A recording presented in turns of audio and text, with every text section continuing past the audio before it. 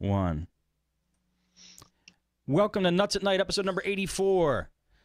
Nutz at Night is that show where we kind of take a little turn from the tech and bring you something maybe a little zany, off the wall, odd, but yet entertaining, and just kind of fun. That's what we do. And introducing tonight's guests, we have Steve D'Amico from StephenD'Amico.com. Hey, Steve. Hey, hey. Hey, hey. We have Liam Tidwell from LiamTech.com. What's up, Liam? Nada, just hanging the armpit hair out there.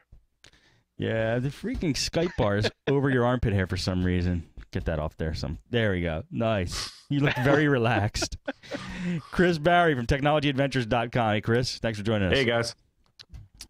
All right. So at Nutz at Night, what we basically do is we each bring something to the table to discuss and just have fun with it. We just roll with it. Steve, why don't you start us off for tonight? Sure. Well, I don't know if this would be good for the end of the show or the beginning. I don't know. Well, anyway, I'll start with that this one. That sounds like an end of the show thing. Here we go. This one's pretty good. This is a little more low key. Did you see this? This happened I think it was last week or so. The United States Department of Energy announced a breakthrough in biofuel. No, I didn't see that. I mean, usually I kind of gloss over these things, and I think a lot of people did because they're like, oh, this is some kind of just like tree-hugging wacko kind of California thing. But supposedly they actually made like hardwood plants they're turning that into gas. They actually can make it into like something that's not exactly gas, but something very similar where we might be able to power our cars soon. I mean, the technology isn't completely up to speed, but it's pretty much there. They've pretty much figured it out, according to this article. They just have to kind of figure it out in the mass production sense, I guess. U.S. Department of Energy has successfully used bacteria to create isobutanol, a breakthrough biofuel technology. Yeah, I heard this. This was actually pretty interesting. They talked about the yield per acre. I want to say it was like 1,100 barrels a year per acre. So what is it made out of? Algae, yeast, and bacteria? So it just comes from plants? From what I remember, it was like hardwood plants. But I might be wrong on that one. I remember it being bacteria. Really? Ooh, yeah, okay. I had that, and then he started reading it, and this is the one I was listening to. Most gasoline engines. It's used created using bacteria to convert plant matter into the substance isobutanol. So I don't know it. I don't know what it would exactly need. It would be nice if it was something that, like hardwood. You mean like trees, hardwood plants? Yeah. It would be nice if it wasn't something like that. It was something more quickly grown. Well, you know, a lot of people, they get really freaked out. I know I'm probably gonna piss some people off. I don't really care. A lot of people, they see like trees being cut down and they're like, oh my god, save the trees. And I agree to a certain extent, but there's there's a certain amount of wood that's grown every year. You know, even though it's on the outside of a tree and it's only a certain amount, but there's a certain amount of wood material that's grown each year, and in some places they actually can cut down just as much as grown, so that it's really kind of it's sustaining itself. So this would be a sustainable energy if it works. And the most interesting part about this article was that, I mean, we got some of the facts a little wacky, but we wouldn't have to change our cars around. Our same gasoline engines would be able to run on whatever this stuff can. Yeah, that's the key about this article. Oh, that's super key. Yeah. Not good for electric cars. Well, I mean, I don't think we're ever gonna. If we're gonna go electric, in my opinion, we're gonna phase into it at best we're gonna phase into it. I see it being like the trains, where you have a generator that runs off fuel that powers the battery, which then runs the motor. Is that what trains do? Yeah. The whole torque thing again. Just a Prius fan. No. No. I agree where I have to phase it over, but I think that the idea is to phase everything over like as soon as possible. I mean, I don't know how much longer do you think we're going to have gas engines? Unless 100 years. You think 100 years? Oh, yeah. Yeah. They'll never be gone. That's like when the military enters a country and says we're going to be out we're always going to have occupation in that country once we have. I mean, they're like Microsoft. It's never going to be their legacy forever. I agree. I think it maybe at one point it'll be kind of antique, maybe. Like, I don't know how many decades that would take, but I think maybe gasoline one day would be kind of an antique kind of thing that you kind of have to maybe search a little bit for, and then you find, maybe. Yeah. And seems wrong to me though to cut down trees to drive our cars. I'm not a super tree hugger, but I don't know. Trees, if you let them grow forever, the rate at which they grow is going to slow down. So now you're waiting for them to get larger to harvest them, but there's diminishing returns. I mean, so you're saying cut down baby trees? Yeah, they screw the old growth and just hack them down, and then we'll all drive Hummers.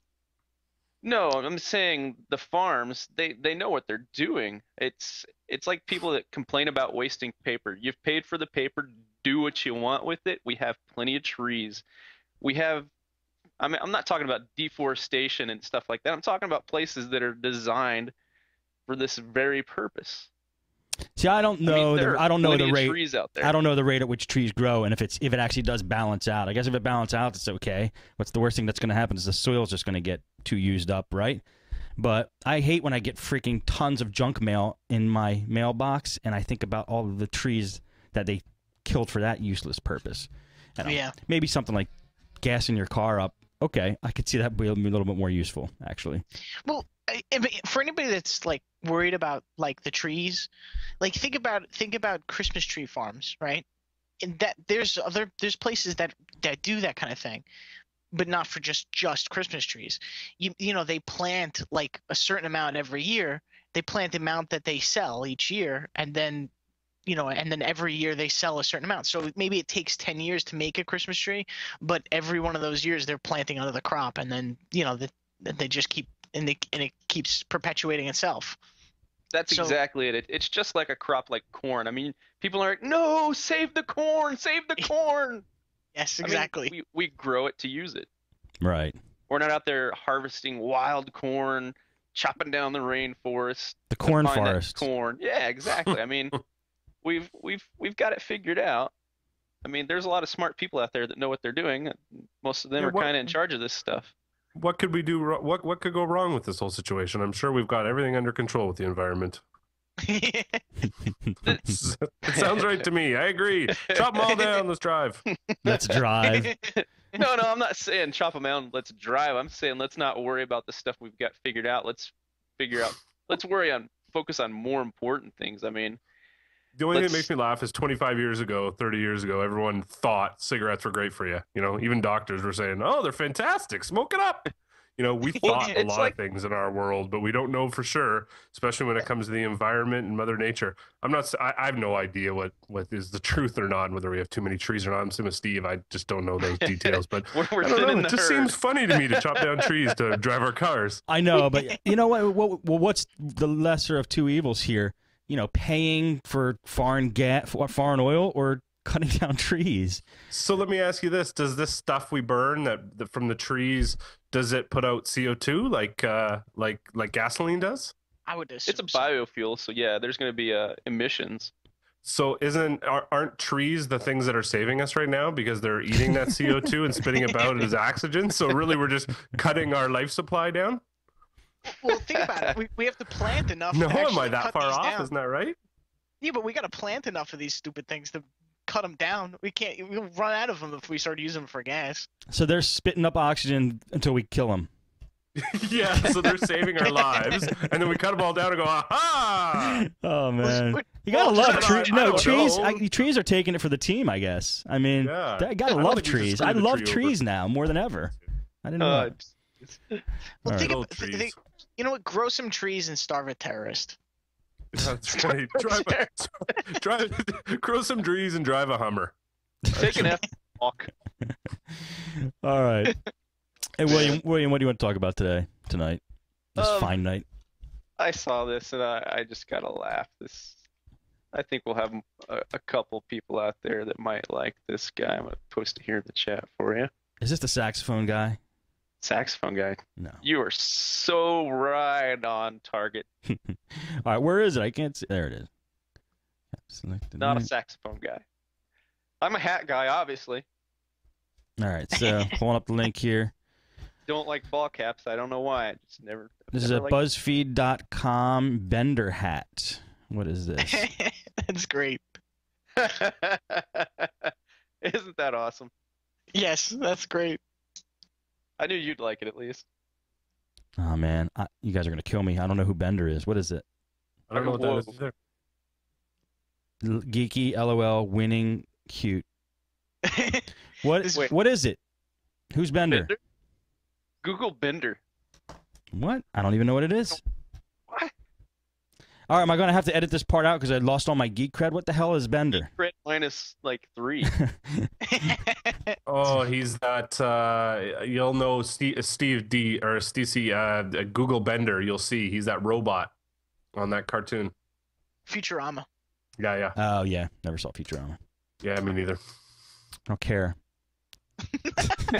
TV stupid. Next. Yes. What a cute, cool hat. Oh, All right. geez. Yeah, I'm the wrong person to talk about this. Why don't you guys tell us why this is very cool? Why isn't it?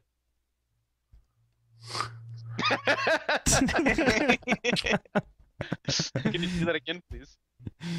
Dun, dun, dun, dun. All right. Just spin it right back on you. Do you have anything else to say about this awesome hat? I would wear one. It looks really cute on a young person. Okay.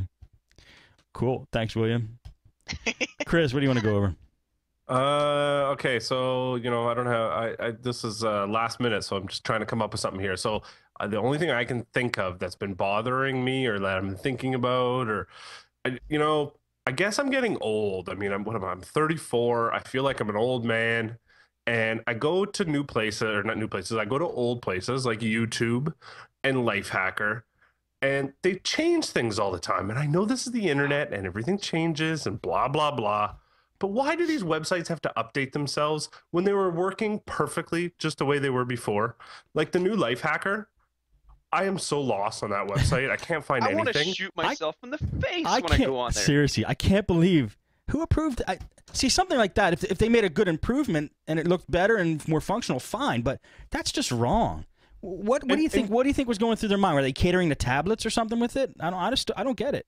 I don't get it either. I can't find anything. Even the news stories, I'm just like, where am I? What is the only way to look at Lifehacker now is through RSS. It's the only way to actually find something. Right. And another one, maybe it just bothers me. I also don't like the new YouTube subscriptions part. When you click on the subscriptions, I don't like how they've changed it. And that was quite a while ago. I think this was like a few months ago, maybe they changed it. But I just don't like the new layout. I liked it before where they just showed me all my subscriptions from the beginning till the end, and I could just go and again look at it. And it's just changed a little bit. I don't know. I think I'm just getting old and I don't like change anymore. Like your grandpa always say, I don't like the way things change. I just don't like these changes. I know, anymore. but it makes you ask the question though. Do we not like these changes because we're getting older, or are they just bad changes? I don't like to question myself on that. I think that the changes suck. I don't know about the YouTube changes, but I'm a change guy. I love change. Change is fun. It gives me something new to work with, something new to roll around in my shiny head, something to occupy my brain and make it stop talking to me. And I effing hate you, Lifehacker. You are on my poop list. Yeah. Okay, we used to have a good thing going. I would come visit you when I was bored. You'd cheer me up. You'd teach me things. And now it's like you've just shat all over me. Dude. I'm through with you. Thank you. Now he's going to have to edit. I'm not editing nothing. Just don't say stuff like that. If anybody did hear that last comment, forget they heard it. That's my edit. I didn't say the bad word. Go ahead, Yeah, Steve. he edited. He replaced the I with an A. I told them to forget it. Now you're reminding them of it. Okay. What were you gonna say? You like Lifehacker? I'm gonna be the differing opinion on this. At first I absolutely hated it. I almost threw my computer. But then now, like they've revised it a couple times. Now I don't completely hate it. If you have a high resolution, then it's really good. Tim, I don't know if I have to explain it, but maybe, I don't know. I'm gonna explain it anyway.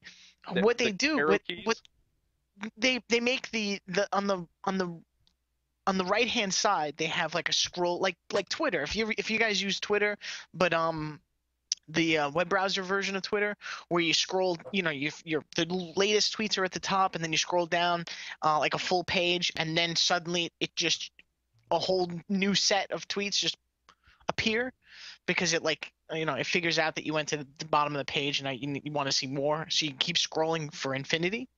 That's kind of how Lifehacker did that, but that's what they did for the stories on the right hand side. It's almost like frames. Well, actually, maybe I shouldn't say like frames. I guess it is frames. So the frame on the right hand side is for browsing stories, like browsing headlines, and then when you click on them, they appear on the left hand side. It's not bad. Yeah, okay, I get what you're saying. I mean, maybe if you play with it, it might not hate it as much, because I don't absolutely hate it, but I did at one point. Do you guys agree with this new? I did agree with him. I hated it for a while. I started playing with it. There are the keyboard shortcuts, so your 4 arrows up, down, left, right. You push right, it jumps to the next story. Down to move through the stories. Right again. Up and down. So it's really good navigation. I found that and I'm like, oh, maybe I can live with this. And I started liking it for about 2 days, and I hate it again. I want to see if he goes through that transition. What about you, Chris? Does Steve's explanation help you out with it all? At all? No, I don't like new. I want the old one back. I like new stuff. Don't get me wrong. I love new stuff. I figured you did. We're technology guys. I love new stuff too. I love new computers. I love new operating systems. I love new. But there's just a few things, sacred things. Don't mess with. Just they work. I don't even say that. If it works great, why mess with it? If you can't make it any better, if it's just change for the sake of change, why bother? Right. If it's change for something to be better, okay, fair enough. But if it's not going to be any better, don't mess with it. Yeah. I think I'm going to make the same format for podnutz.com. Boycott. All right. Anything else on getting old, change, and stuff of that nature? No? Yes? Yeah, if I do. Yeah. Why is it that you get like hair in places you never knew you were going to get hair? I don't understand that part. Am I turning into a fly? That's all I want to know. No.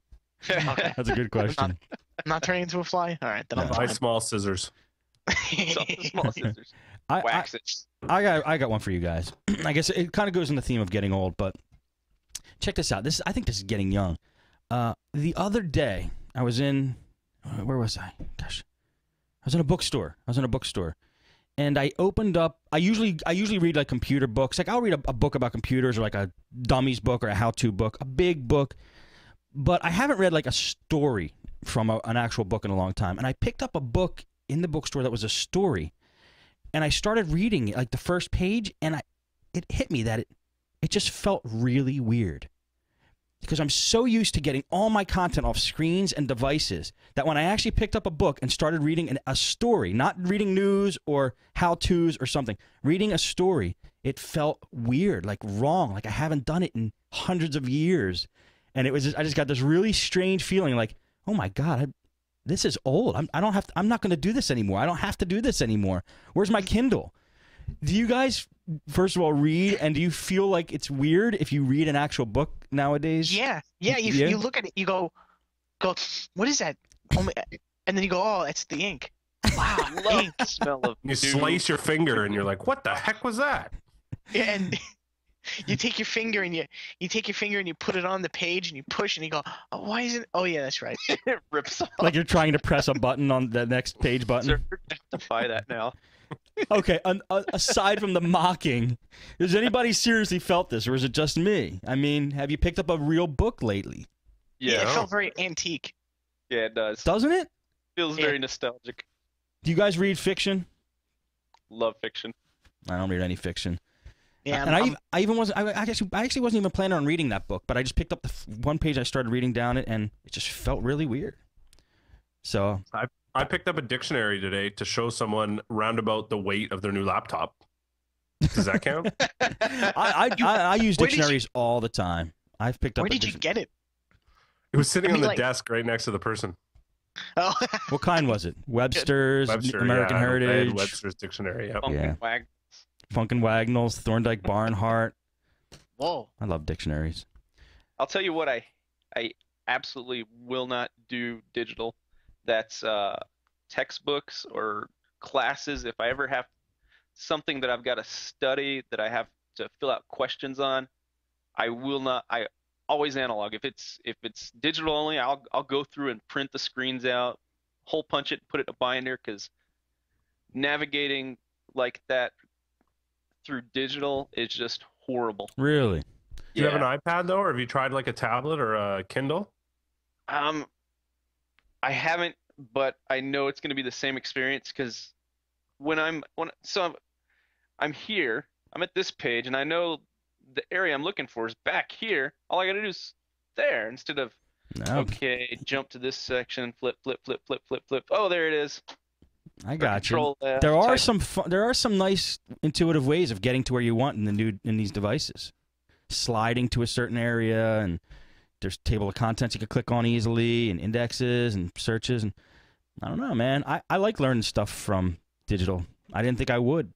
But I love learning stuff from digital. I just don't want when it's something that needs to be done like that. If I'm going to be all over the place, getting all fragmented, let's say, digital doesn't work. Analog has its place for sure. I mean, analog's not going to disappear. Dude, I don't know. I think you haven't had the right digital experience yet. I agree. I think you got to try it on an iPad. Well, you don't like I stuff, but try it on some sort of tablet like that, and I think it'd be like, wow, because you can jump around really fast. I've played with iPad a little. I've played with the Kindle. It's just not.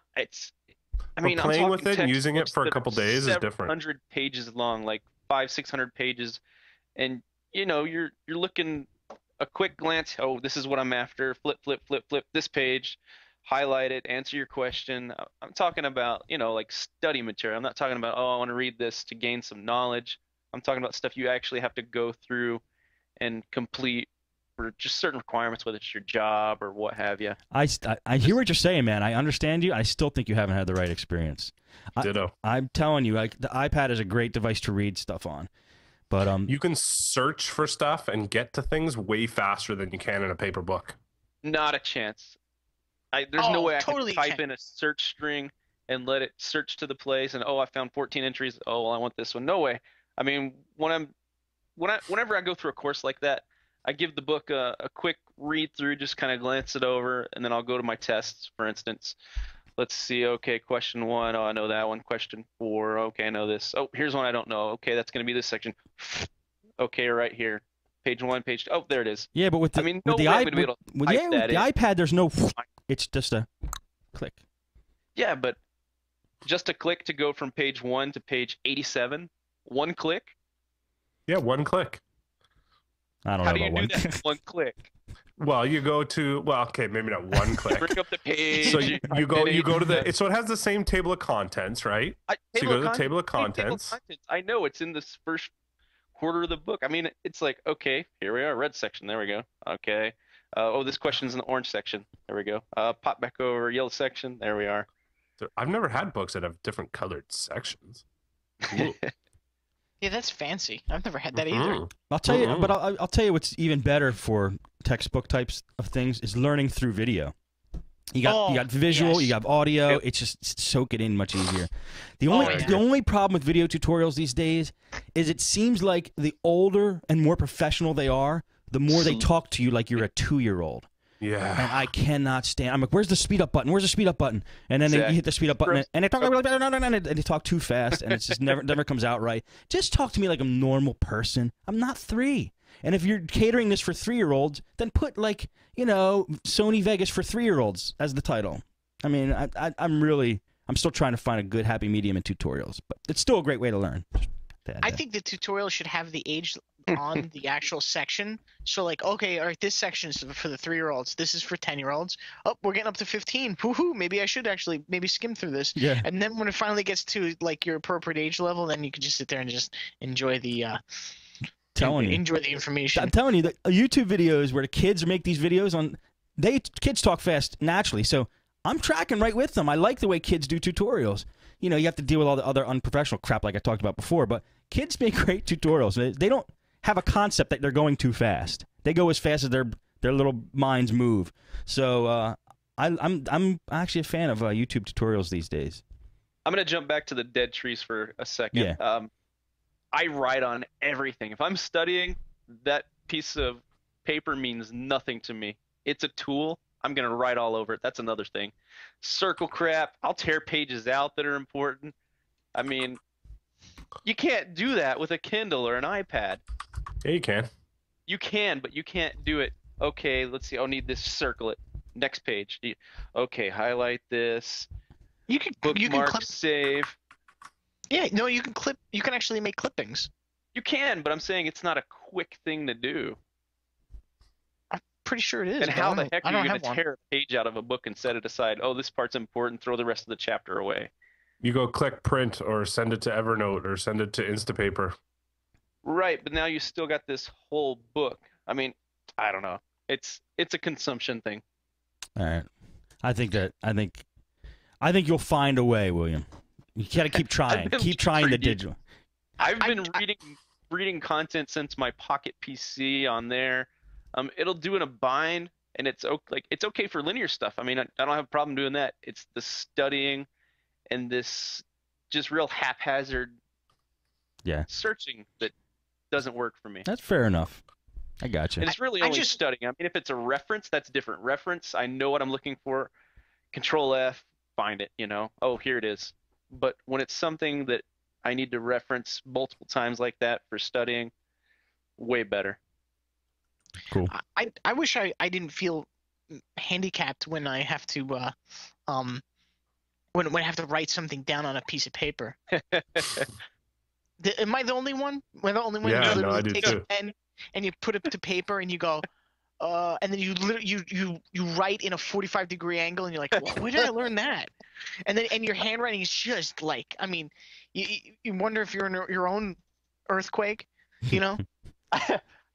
I've got a great story to go with that. Okay, first of all, this is my super nice writing. On my life, that's super nice writing. That's take your time, write it down slowly. When I was in grade school, my writing was so bad that I was failing spelling class because they couldn't read what I was writing. I got sent to the counselor. They thought I was dyslexic. My writing is so bad. I'm a lefty too, so of course I'm dragging my hand through everything I write and smearing it more. I remember being with that counselor for like 3 weeks doing tests and everything. Got all done, and basically the results came in. They're like, your brain works too fast for your hand. We're gonna put you in special classes. And so I'm in these accelerated classes, and for whatever reason, it just gets worse. My writing just worse. My writing's always been crap. So then the computers come along. I discover computers. I'm like, oh, I'm never writing again. I cannot type to save my life. Before the show. That's really awesome.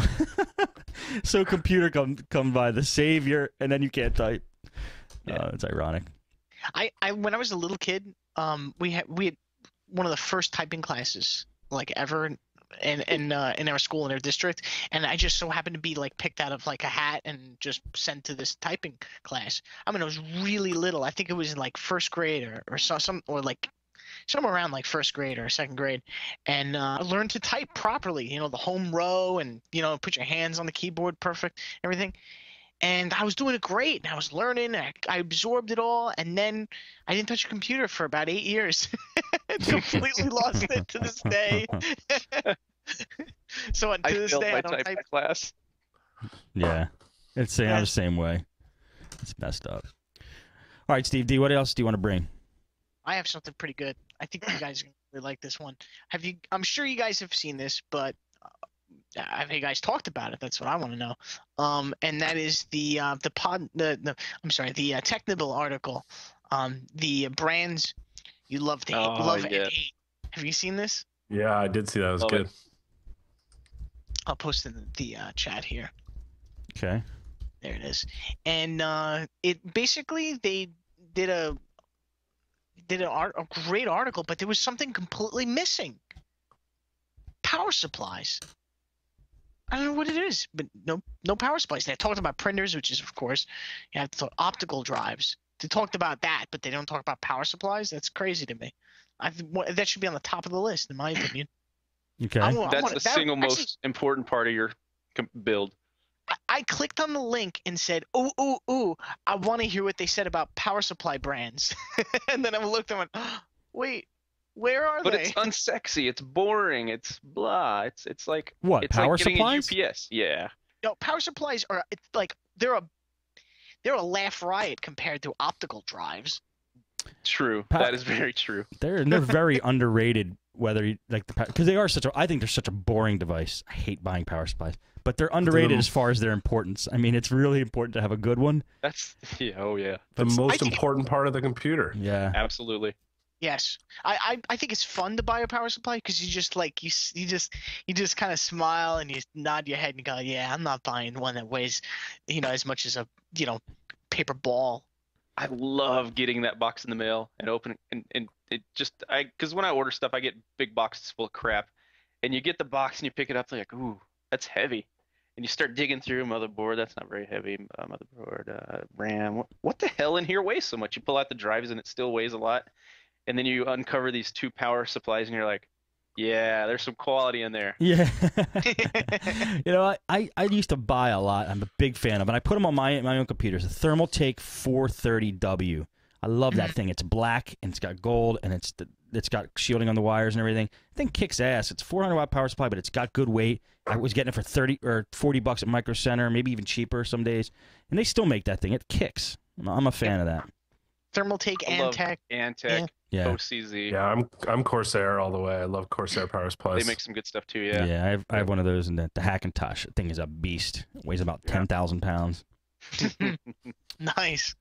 So so that was the one that was missing. So what did you submit? Like all the power supplies you love to hate, or you texted, or emailed Bryce? No, it ended, and I didn't do anything. I just looked at it and just got disappointed. Yeah. It ended way before I, said. Was there any power supply brands that you love to hate?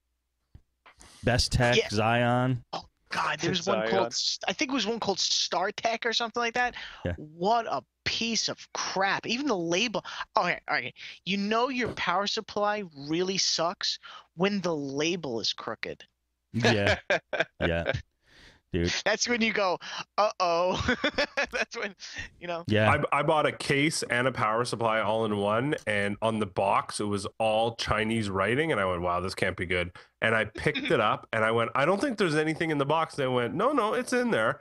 And I cut open the box and I was like, oh my gosh, there is an entire metal case and a power supply in here. It was probably the crappiest case.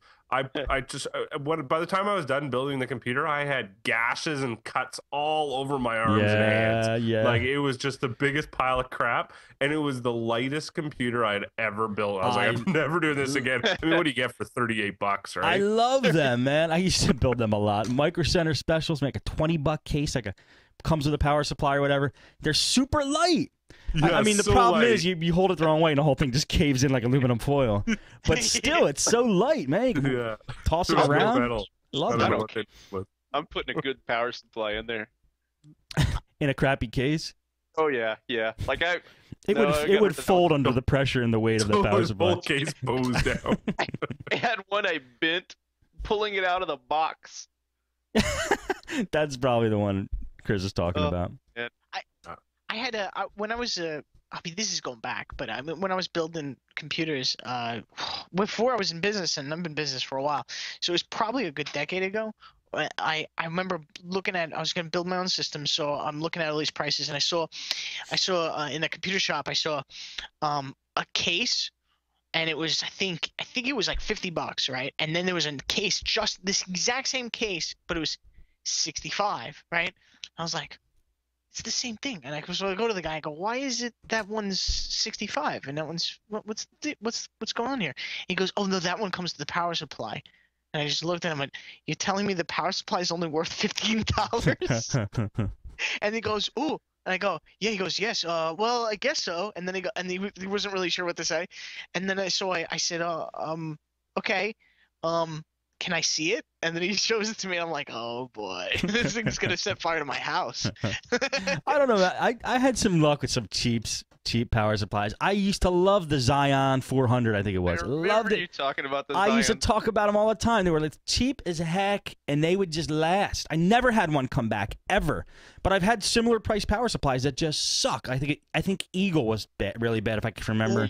Remember that? I can't remember the other ones, but there was one that just it failed every time. Every time I bought one, it failed. So I tried it like 3 times and just forget it. So there are brands that blow it. Zion, not bad, man. It's worth the money. I can tell you that I've had some that fail in like 30 minutes, but you know what? My opinion is that sure you can spend like say $30 on a power supply, and or maybe you could spend another 30 or like 15, and you get like real serious quality. Like the quality jumps so drastically, it's so worth the extra maybe 25, 15, $30. You know. Yeah. I mean, it's not that far to stretch. I mean, some places, like I remember I went to a city. It's the same thing. Quality sometimes is not a whole lot more. Like I went to a small city, and we were looking for a hotel room, and we spent just another 30. I think it was another $35, and we stayed at a place that blew the other place away. Right. Yeah.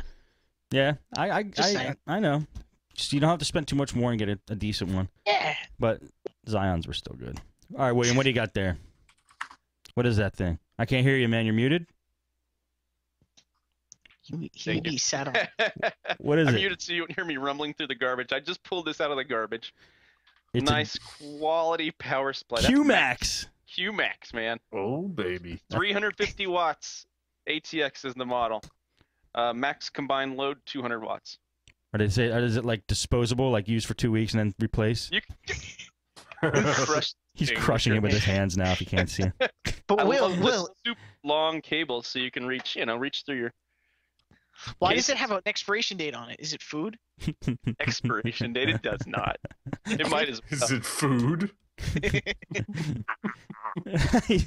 He's gonna try to eat it. All right, Liam, what do you want to go over now? What we a didn't piece talk of about the crap. article.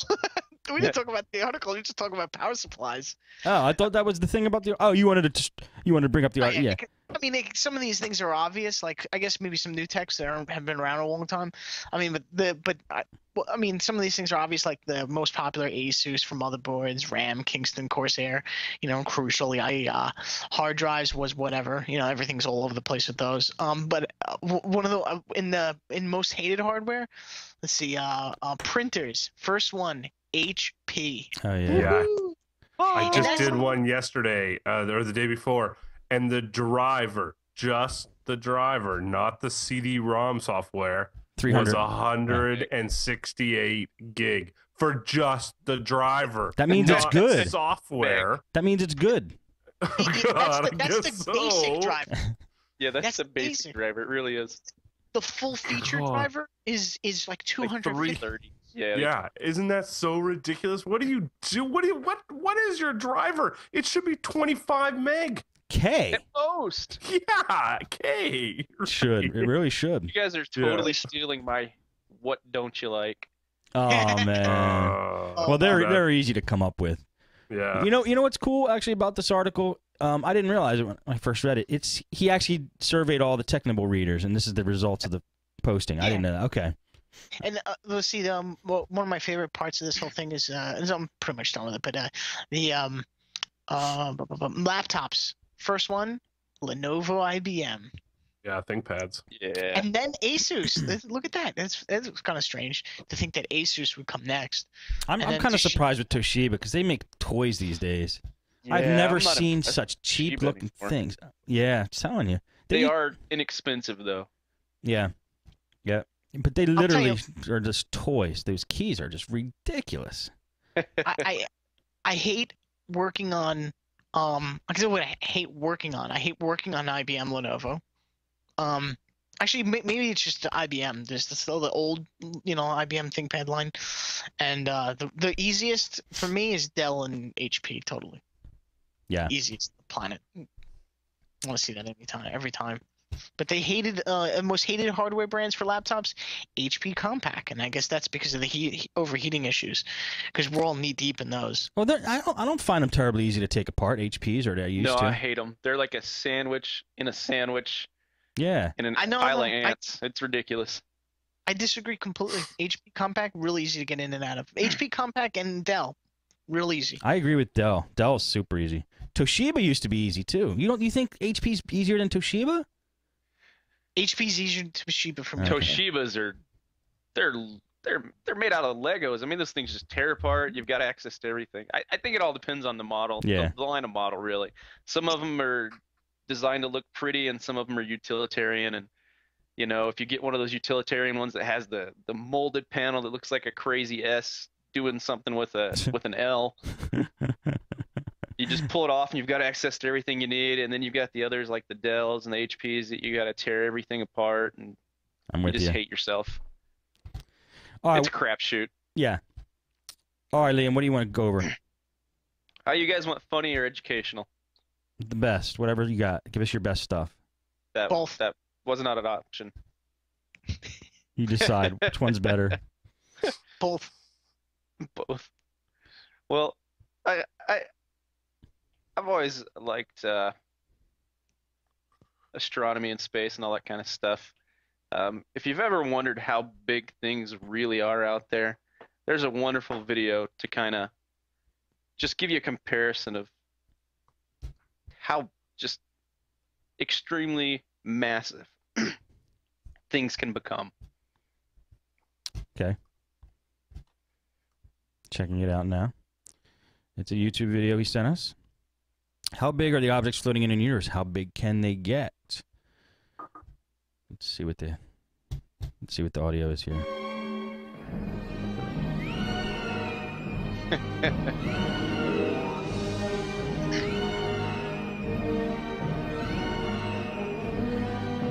And this is why you should catch the live stream.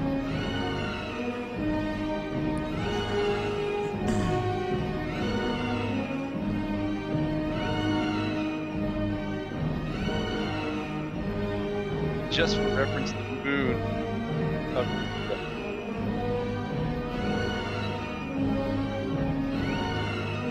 Sun, star, Sirius A.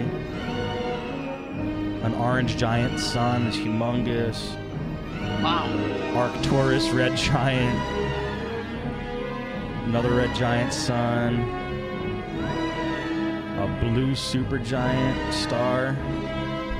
And a freaking blue hypergiant star. A red supergiant. They're just scrolling by. Just orders of magnitude difference. Wow. They keep getting bigger. Oh my gosh. It's a pretty awesome video. It's called, I'll tell you guys after we're done watching. Okay. Check. Yeah, they're going across the surface of the star. Oh my gosh. The largest known star.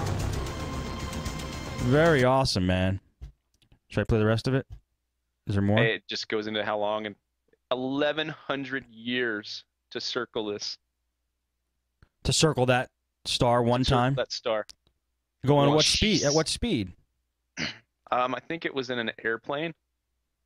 1,100 years. Yeah, that's wow, great. That's crazy. That's depressing. And then it moves into galaxies.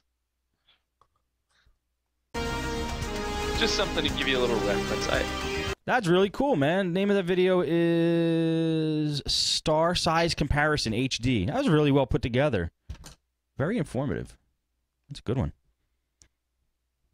So, I like the way people on YouTube find a video, they search it out, and then they dislike it.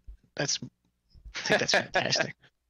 There's always some dislikes. in the comments, what are they saying?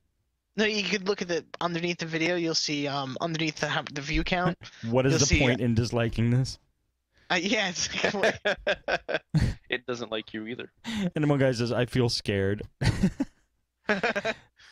You're right. It's got 25,122 likes and 217 dislikes. That's not a insignificant amount of dislikes, but it's orders of magnitude less than likes.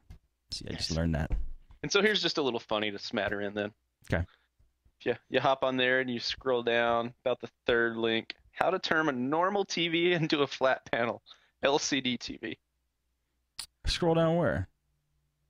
On the YouTube? No, on the link I posted. I posted another link. Ah, okay. All right. And this makes me smile because I've had a buddy that did this. Actually build the TV into the wall? I wouldn't so much use the word build. Let's have him bring that up. And how to turn a normal TV into a flat panel LCD TV. Oh, sweet. That guy lives in a trailer. Yeah, basically they took like it doesn't even look like a DLP. I mean, this thing looks like old school big screen. And they cut a hole in the wall the size of that giant box TV and pushed it in. And not a good hole if you see the back. They like you see how they hack through it. All right, so there's the front. Oh, I can't wait to see the back side of this thing. It's got to go into the other room. It totally goes into the other room. Door. Oh man, it looks so nice on one side. It's a catastrophe on the other side. And there's even like drywall still splattered all over the place. And look at that door. That door's got to be whapping into that thing. I know, right? That is just as if that makes it LCD all of a sudden. I love that. You know what? It looks really awesome from the front. It does look very nice. So this is on the site's called sapiensbrian.com, and the article was how to turn normal TV into flat panel LCD TV. Yeah, but is it HD? That's what I want to know. It doesn't say HD. Thing better be HD. I don't think it's HD. Let's see what it looks. Oh, there's a DVI input on the back, right? Looks like a DVI. I can't yeah, tell. but that doesn't make it. That doesn't make it HD. At least I don't think so, right? Am I It's at wrong? least ED. Oh yeah, remember what is it? Enhanced definition. It was 480p. Ooh, 480p. 480p. That's right. DVD pixels. quality. It's full of pixels. I remember enhanced definitions. It's definitely not overscanning at all. No, probably not like 8 to 12% of overscan. You know what, dude? I had a TV because we were buying tons of them off of we were getting them and selling broken ones on eBay. But every once in a while we'd get one that wasn't quite broken. So I sold one to my friend, and it was an ED TV, and I told him, I'm like, I got this flat panel, man, because he was looking for a flat panel. It was a 42-inch Hitachi or something like that. I'm like, I got this flat panel. It's an ED TV. Well, what does that mean? I'm like, well, it's not HD, but it's a flat panel. Is it a flat panel? I'm like, yeah. And so he looked at it. He's like, oh, I want it. So he bought it. He hooked up his Comcast box to it, and he was getting all the HD channels through it. But it wasn't HD. And I finally stopped telling him that because he would tell everybody. He's like, I'm getting HD. I have an HD TV. It's like a flat panel. It was right when plasmas were getting big, you know, and it was cool to have one. Geez. And I'm like, it's not an HD TV. It's ED. Well, it's HD. I'm getting HD channels. I'm getting HD. So he thought he got the best bargain ever. Happy as hell. I wasn't going to tell him, you know, I stopped telling him it wasn't HD, and he was happy about it. So, yeah, those were the days. Back when those things weighed about 10,000 pounds. All right, Chris, what do you want to talk about? I want to talk about Pwn to Own. Okay. I don't know if you guys followed it at all. I love how every year these guys pwn Apple instantly. And this year was the first year, in my opinion, that it was really, truly justified. Because every other year, everyone was like, oh, the reason they went after Apple is because you got the Mac that you pwned, right? But this year it had nothing to do with that. It was 15 Gs no matter what, right? So if it didn't matter whose computer you got 15 Gs. So it had nothing to do with the type of computer. And what's the one they went after? Safari. Boom, in. The guy pwned it in 5 seconds. Done. Next, Internet Explorer. Fair enough. We all know that. I just love the fact that all the Apple fanboys out there that are going, oh, our systems are so much more secure than everybody else. You are not. It's just that you are such a small market share. It doesn't matter. And I just so much. I love Apple. You guys know that. I mean, I have an iPad. I have a MacBook. I'm an Apple. I really like Apple stuff. It's great stuff. I just love that it sort of put it all in their place, and now nobody talks about how secure Apple is. Because really, if Apple was 90% of the market share, it would just have as many viruses as anything else. So I just thought that was great. And Chrome, no one even went after it because they couldn't get in. And same with Firefox. So why did nobody go after it? Why did nobody go after it? Because Chrome is not bulletproof, no doubt. There's obviously flaws in it, but there's a lot less flaws to go after. Really? I Yeah. guess that's the reason. Compared to Apple. Apple sits on their high horse and says, This is the right way. We know what we're doing. We don't mess up. We're Apple. Yeah. If Chrome had problems, these guys would have been all over it because Google was offering an extra 20. So these guys, if they would have taken Chrome, would have got $35,000. Something doesn't make sense for me. Everything can be pwned, anything, and these guys making that much money. Why wouldn't they go after Chrome? They couldn't. It doesn't have the same flaw. Yeah, but they would find another flaw. I mean, anything could be pwned for that much money. I'm just wondering why they didn't do it, and I have a hard time believing because they think it's the most secure browser out there. But it's not that it's the most secure. It's probably the most up to date. I mean, Google built it in so that you don't have to update it. It does it automatically. But all these other ones were updated. I mean, they're all updated. But the thing is, I mean, the second Google finds a problem with theirs, they're on it. They're not like Microsoft, hemming and hawing and saying, "Oh, we'll get to it next update cycle." Right. Or Adobe, every 4 months we'll do an update. Or Apple, like, what do we need to update for? Really? Are you serious? Look at my turtleneck. I don't need to update. Look at my turtleneck. No, I agree with you. Okay, that makes sense. We built this company from being simple techs, and they've got more money than God, but they sandbox everything, right? Their way. Yeah, they know what they're doing. Okay, that makes sense. Everything's sandboxed. Everything is in its own little container, so it's hard to escape it. And I don't know. I just thought it was really cool. Yeah. That even without the Mac on the line, it was just all about the cache. The one that got pwned instant was Safari. Instant. And Apple did 63 updates the night before. 63. Really? Awesome. You know what? Awesome. I don't know anyone who uses Safari, personally. Does anybody use Safari? Do you use Safari, Chris? No, I use Chrome all the way around. Yeah. I think and the only people that use Safari are people that are on Windows that want a Mac. Or people that are on a Mac that came from Windows and don't know any better. Yeah. People that take a Mac home, they'll just use Safari because they don't know any better. Just like people that bring a PC home use Internet Explorer because they don't know any better. Right. It's like you get a Mac noob and you're like, they're like, "Where's the Blue E?" Oh no, it's not a Blue E anymore. It's a Compass, and that's they go, that's okay. the internet. Yep. I'm reading the chat here, and was it Door? Somebody said, No. I've never had Google or Chrome crash on me. You know what? I never realized that. Oh, it was Steve. Sorry. Me. I never realized that till you just posted it. I've never had a crash on Chrome either. Very seldom. Very seldom. How long have you guys been using it? At least a year and a half. Constantly for me, and I'm a convert recently, maybe a month. From After Firefox. I started harping on it. Yeah, well, yeah, that, and then I'll tell you what. All right, you know what's clinched it for me? The syncing. No, That's what did it for me. Yeah, nope, ditto.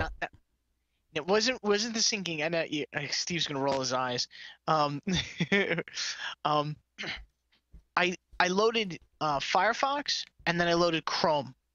I overlapped them, and then Firefox. I went into Google Maps and I just took the mouse pointer and just kind of just pushed it to the map, so the map moves on its own and slides around.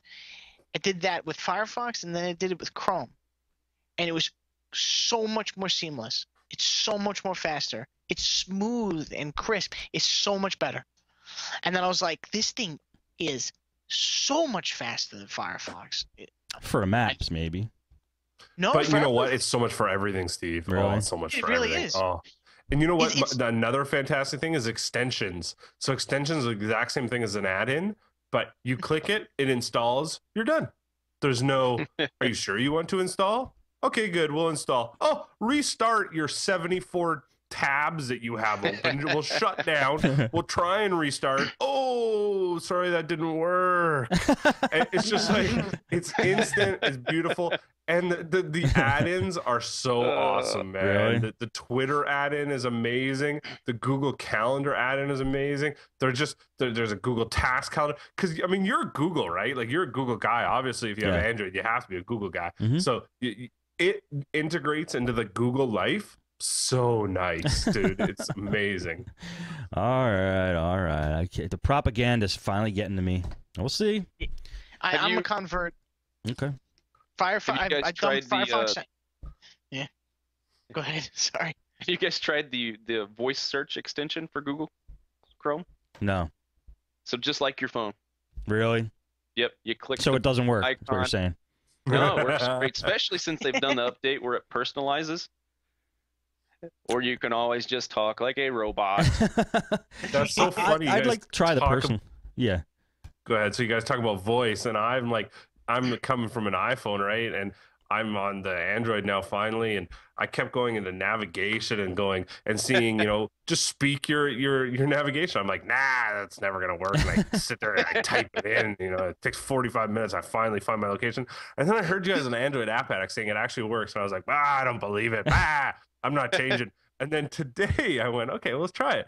And I just said something in it, and boom, it got it right away and went boom, and I was on my way. I was like, oh my God, that's absolutely fantastic. I said the address out loud. It knew what it was and took me there. I'm telling what you. The greatest thing ever. That's Yeah, awesome. the hardest part about that is just getting over yourself talking to your phone in public. Navigate to Walmart. It was hard to talk to the phone. I don't know how if it happens to you guys, but every time I use it, the person who I'm like, if I get directions from somebody, I'm like, hey Bob, what's the address? And he says 4587 West Street. So I pick up my phone and I go 4587 West Street, and that person next to me always goes, yeah, like I'm talking to him. It never clicks that I just said it into my phone and it calculated it.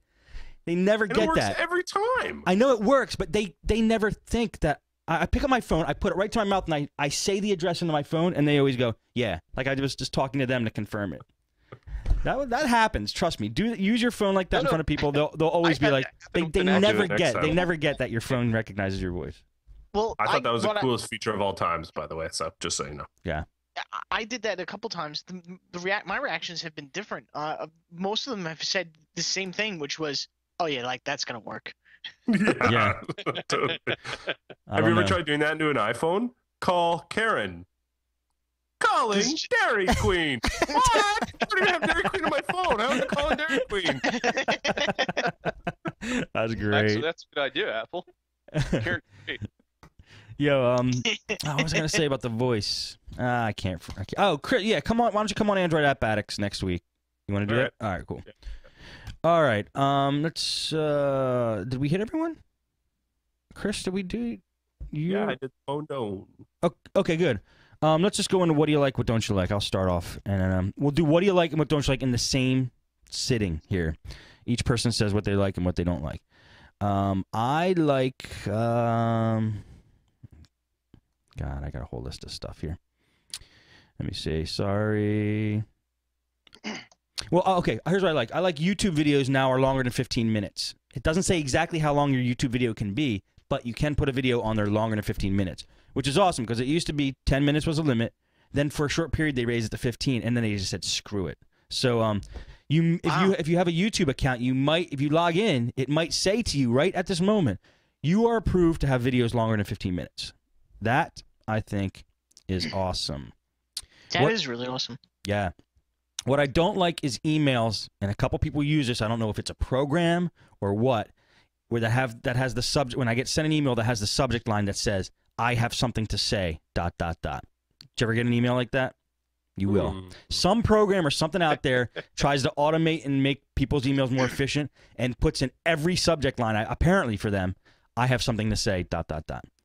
I hate getting emails with that subject line. That's what I don't like. You know, every email I send you from now on is going to have that, right? Yes. I'm probably going to get a deluge with them. I'm already trying to think of what I'm going to say. All right, Steve D, what do you like and what don't you like? I really like this picture. Okay. This is a picture, and I am putting it into my browser. I am pasting it now, and it's coming up on Chrome. Jabba the cat. All right. Sweet. Oh, that's awesome. It's a picture of a cat on an official Star Wars Jabba the Hutt platform. No, it's out of the box. That is sweet. That's really cool. That's awesome. If that cat only knew what he was being subjected to. That's awesome. Pure humiliation. Is that abuse? No, the cat's loving it. I think that's not even close to abuse. No. Awesome. Nope. What don't you like? I really don't like it when this happens. Have you ever had this happen? Another picture here. Boop, boop, boop. Okay. Here we go. By the way, that cat was on BuzzFeed.com called Jabba the Cat. Okay, another thing from BuzzFeed.com. Oh, which gosh, Steve I hate that. doesn't like, and it is. Oh, man. Don't you hate it when, and it's a Kraft macaroni and cheese? What is when it? you try and open something like that, it doesn't open? Yeah, that's just so aggravating. Another thing on BuzzFeed.com. The milk, the 2-liter milk rips halfway through and you can't open it and pour your milk. Oh, why did you do this? No. This is worse than that. This Didn't rip. a-hole. I'm gonna censor myself. This a-hole manufacturer, Kraft, right, on this box, they didn't put the little punch things into the box, but they somehow forgot to take the push here on there. So what do? You push there, and then what happens to the box? This is what happens to the box. Caves in. Does that happen to you, Steve? Did this happen to you? Yes. So what, did you seek it out online to see if there was others experiencing this thing? This phenomenon? This has happened to me, and I've just moved on. But I was very upset, and I think we all need to look at this. I agree. Be upset. I hate it when that happens. Just before we go, I have to say something on this topic. You know what? Another one that bothers me on this is when you get a box of cereal and you try and open the top and it sort of tears down the side and you go, ah, crap. And then you try pouring your cereal and half the cereal stays in the box outside of the plastic. Yeah. And Yes. it's just, it's really not nice because you're like, ah, darn it, that you're looking at that cereal going, it's going stale. Yeah. And it's a whole big ordeal. I hate that. Ah, man, I hate that too. I agree. Yeah, that's really upsetting. Or how about when you open your box and you realize that for some reason the liner's missing and there's moths in there. Does that happen to you? Wow, that's harsh. Wow. That would suck, You gotta though. shop at nicer places, dude. All right, William, what do you like? I like this right here. We're not being nice to the audio guys, are we? All right. They gotta join the live. Okay, let's see what William doesn't like as I talk this through. No, I like this. William does like this. A scary car commercial. Okay. I love stuff that does that to you. You think it's one thing and it's not. I remember the first time I saw this, I was watching it on That scare. You know what, dude? Sorry, I didn't show that to the guys on the video. That happened to me. That same car commercial. It was one of those car commercials where you're supposed to look close. Did you get it in the email where they say you have to look close because when we were filming it there was a ghost in it an apparition, and there was a car so and it said turn up your speakers too. Yeah. Oh, dude, I yelled so loud, my neighbors all came out of their apartment. I screamed like a friggin' girl. Yes. Yes. And a bunch of other army people are in training, and the presenter's like, oh, hey, you guys gotta watch this. This is funnier than hell. And we're sitting in desks watching. I'm sitting there watching, and that zombie thing pops up. My damn desk tipped over. I was like, ah! It was like a falling. Anybody who hasn't experienced this YouTube scary car commercial, yeah, it's terribly frightening. Got to put it that way. Awesome. What don't you like, William? What I hate HP printers. I can't let it go. Okay. This has been on my list for like 3 weeks. Just let it out, man. Just let it out. We're here for you. Seriously, I mean, really? HP, you pulled a life hacker on me. You used to make great products. You'd plug it in, it'd just work. No drivers, or you'd use the built-in drivers. I hate you. You're dead to me. Oh, man. You have a lot of betrayal this episode. I'm sorry for you, William. Getting screwed by all your companies. I think it's mostly their consumer level stuff. It is. I don't it is. feel a lot with their large format stuff. I'd imagine they don't shaft their corporate people like that the way they do the small guy.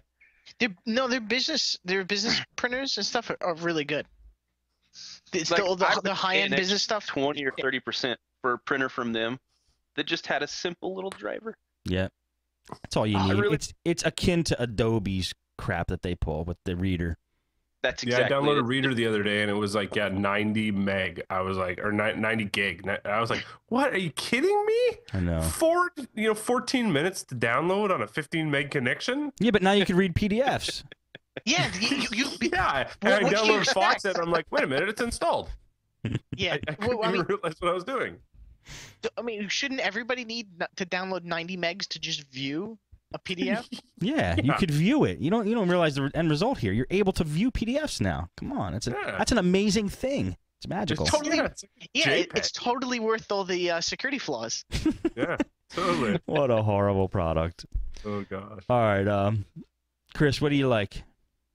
What do I like? I like building super fast rigs for my customers. I love it. Oh, I know that feeling. Yes. I went in today and I sold the guy a 6-core AMD with 8 gigs of RAM, an SSD, a 1 terabyte drive, just like kick butt 2Gs. Guys like, yeah, whatever it costs, I want it. After I was like, yeah. And I came home tonight and I put it all together. I was like, this thing is freaking awesome. I love that. I love building the high-end super fast rigs compared to the normal everyday crap that we work on. That's so slow. You hit Internet Explorer and 4.5 minutes later it opens. And this is just like so sweet to work with. I love that. Yes, I'm with you. That I just downgraded a 1501 Vista Basic Dell, right? The thing ran like crap, right? I told the guy, I said, I could downgrade this to XP, a license up and everything. And he goes, really? I go, yeah, absolutely. I said, this thing will run like a rocket, right? And he's like, come on. He's like, all right, I'll bite. Yeah, go for it. So I told him, right? He was like, okay, I'll pay that. I did it. It's so unbelievably fast with XP. Dude, that's a different. Is there any reason that's you didn't upgrade them to 7 instead of XP? But No, XP would run faster. Well, yeah, I agree. It would run faster. Well, you said it would license up. You mean you didn't have to buy XP? Yeah, because it licensed up. And excellent. Gotcha. Because there are 1501s with XP on it, but so the hardware is enough so that it licenses up. But I'm talking about building like amazing machines. Yeah, like I know, dude. Quad core. This was 6 Not cores. downgrading from Vista.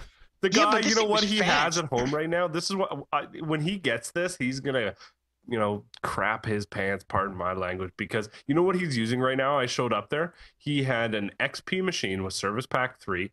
That was an AMD 1.8 gigahertz single core running 512 megs of RAM. So like this is gonna to him. He's not gonna know what to do. Like it's gonna be amazing. And he's like getting into digital photography. He bought himself an SLR and he's in like a digital photography course. So he wanted like a good machine. And those 6-core AMDs are so cheap. I bought a 6-core AMD processor.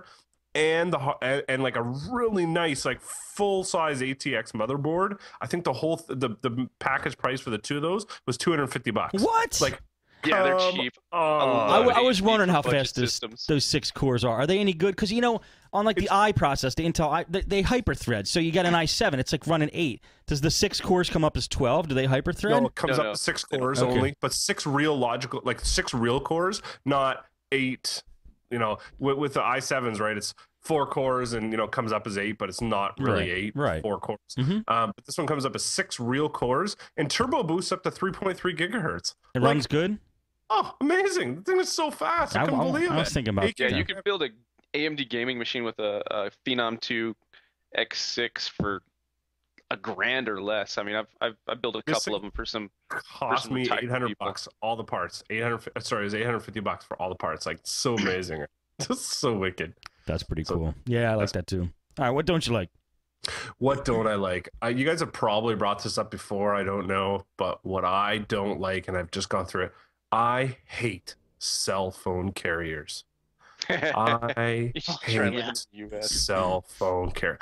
They are so unreasonable. A tiny story, little rant. So my ISP so the Rogers, which is my cell phone carrier came out with a data share plan. So if you have a cell phone that has, like, say, 5 gigabytes of data, for an extra $10 a month, you can add another device and share the data. I was like, oh, amazing. Great news, right? Nobody else does it. This is fantastic. I have a laptop that has a built-in 3G wireless card, and I wanted to share the data over to it. But I'm on a promotional 6 gig data plan, so that 10 gig or that $10 a month is not available. But they'll be really nice and do it for 30.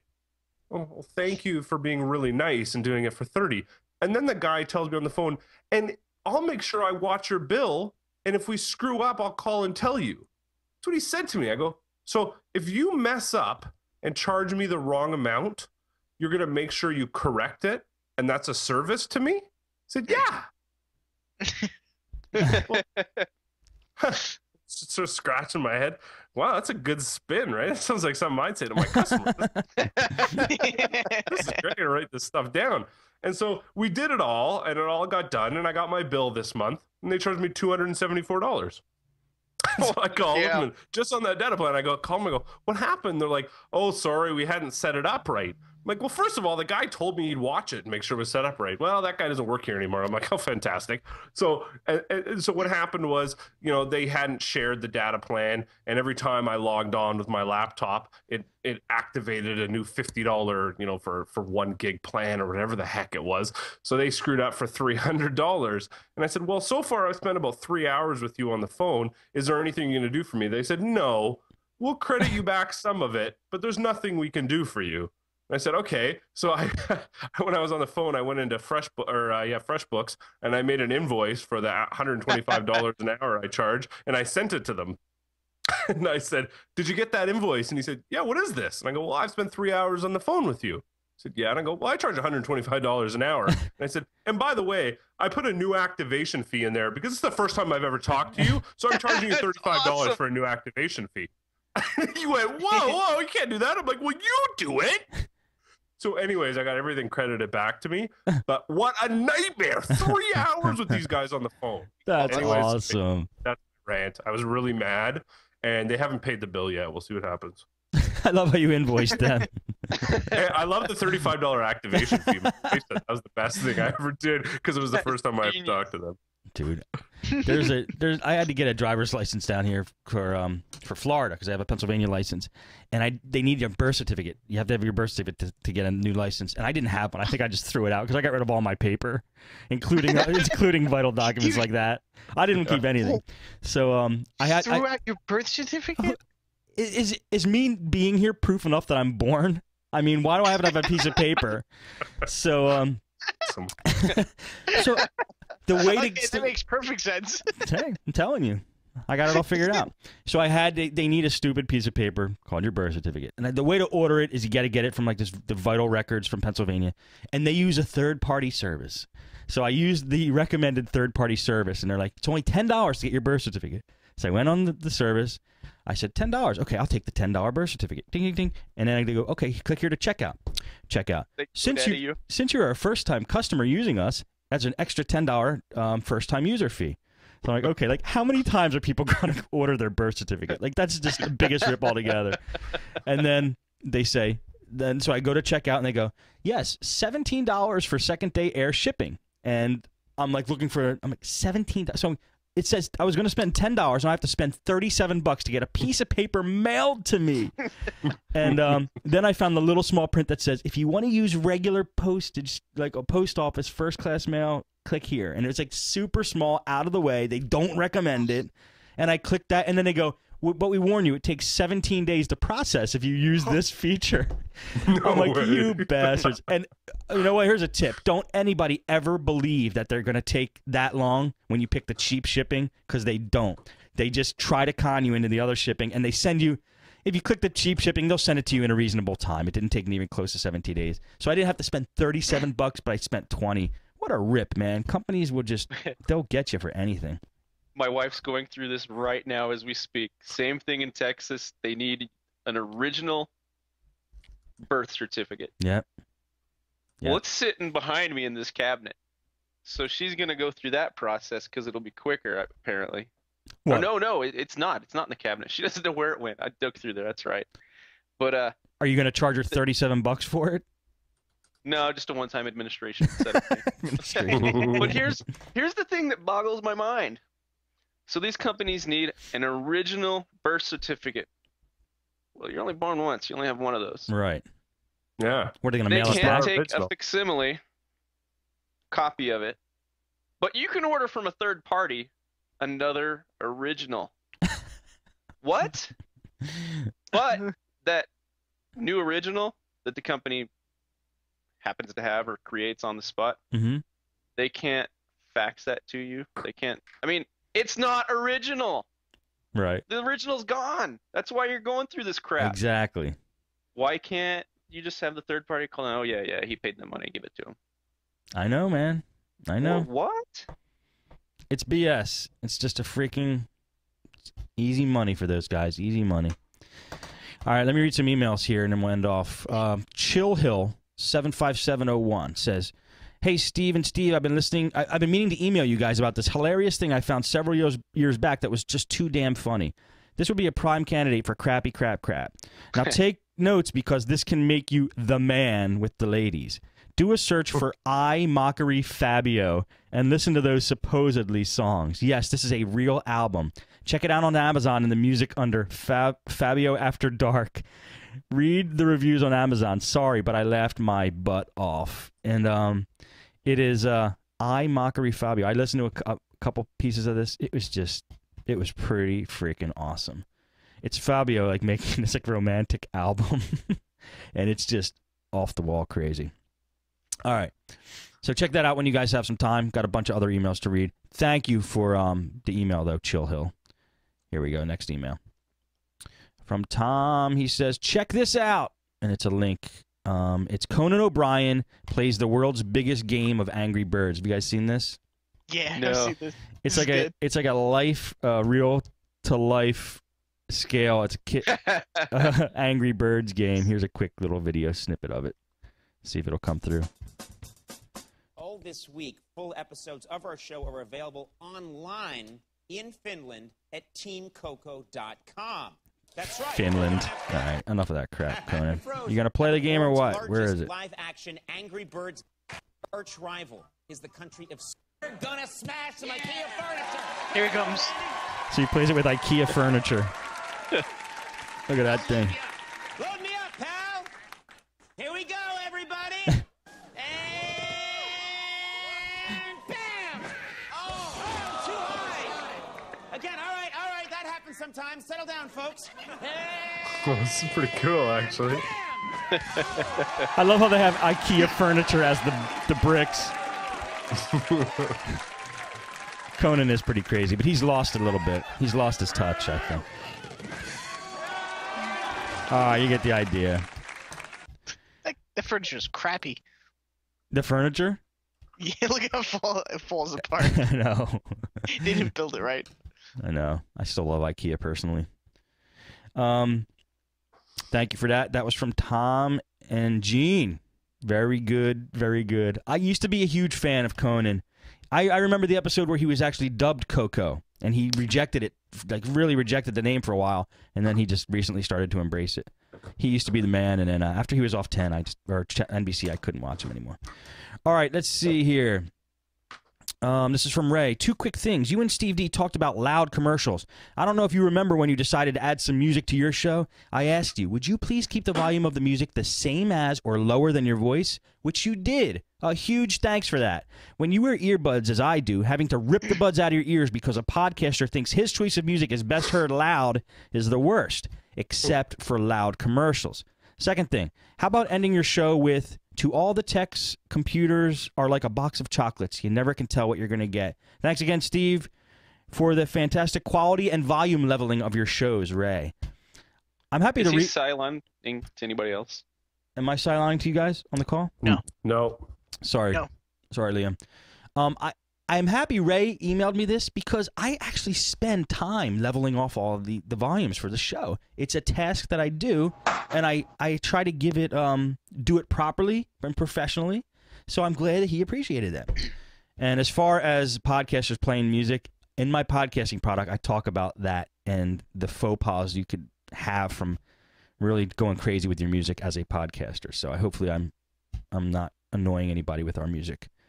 It's definitely a sign of quality to have it at the same level. Yeah, yeah. And I level everybody's voice off too, and I actually equalize each person so there's the proper bass, treble, and blah blah blah for all the stuff. So only for the audio shows though. For the video shows, not up to that yet. Let's see here. Got one from Door. Let's see. Oh, cat bowling. Did we ever play cat bowling on here? Did I show you that, Steve D? Cat bowling? That's like a cat bowling. Oh, I saw this, but this is great. It's a guy with a laser. A guy with a laser trying to trick his cat into running in a certain direction. Gets the cat's attention. That's a great idea. Watch this. Oh, sweet.